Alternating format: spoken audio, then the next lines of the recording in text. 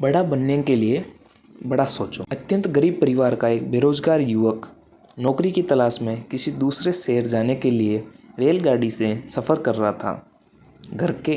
घर में कभी कभार ही सब्जी बनती थी, इसलिए उसने रास्ते में खाने के लिए सिर्फ रोटियां ही रखी थी। आधा रास्ता गुजर जाने के बाद उसे भूख लगने लगी और वह टिफिन में से रोटियां निकाल कर खाने लगा। उसके खाने का तरीका कुछ अजीब था। वह रोटी का एक टुकड़ा लेता और उसे टिफिन के अंदर कुछ ऐसे डालता मानो रोटी के साथ कुछ और भी खा रहा हो, जबकि उसके पास तो सिर्फ रोटियां थी। उसकी इस हरकत को आसपास के और दूसरे यात्री देखकर हैरान हो रहे थे। वे युवक हर बार रोटी का एक टुकड़ा लेता और झूठ-मूठ का टिफिन में डालता और खाता। सभी सोच रहे थे कि आखिर वे व्यक्ति ऐसा क्यों कर रहा था।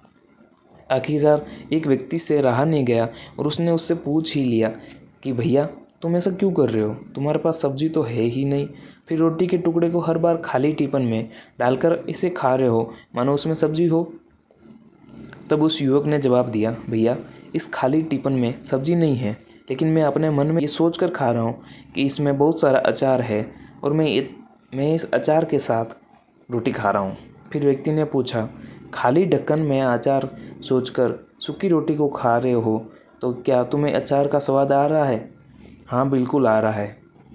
मैं रोटी के साथ अचार सोचकर खा रहा हूँ और मुझे बहुत अच्छा भी लग रहा है, युवक ने जवाब दिया। उसके बाद उसके इस बात को आसपास के यात्रियों ने भी सुना और उन्हीं में से एक व्यक्ति बोला, जब सोचना ही था तो तुम अचार की जगह मटर पनीर सोचते, शाही गोभी सोचते, तुम्हें इनका स्वाद मिल जाता। तुम्हारे कहने के मुताबिक तुमने अचार सोचा तो अचार का स्वाद आया तो, और स्वादिष्ट चीज़ों के बारे में सोचते तो उनका भी स्वाद आता।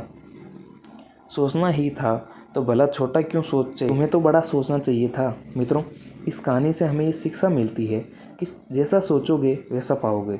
छोटी सोच होगी तो छोटा मिलेगा, बड़ी सोच होगी तो बड़ा मिलेगा। इसलिए जीवन में हमेशा बड़ा सोचो, बड़े सपने देखो तो हमेशा बड़ा ही पाओगे। छोटी सोच में भी उतना ही ऊर्जा और समय खपत होगी जितनी बड़ी सोच में। इसलिए जब सोचना ही है तो हमेशा बड़ा ही सोचो।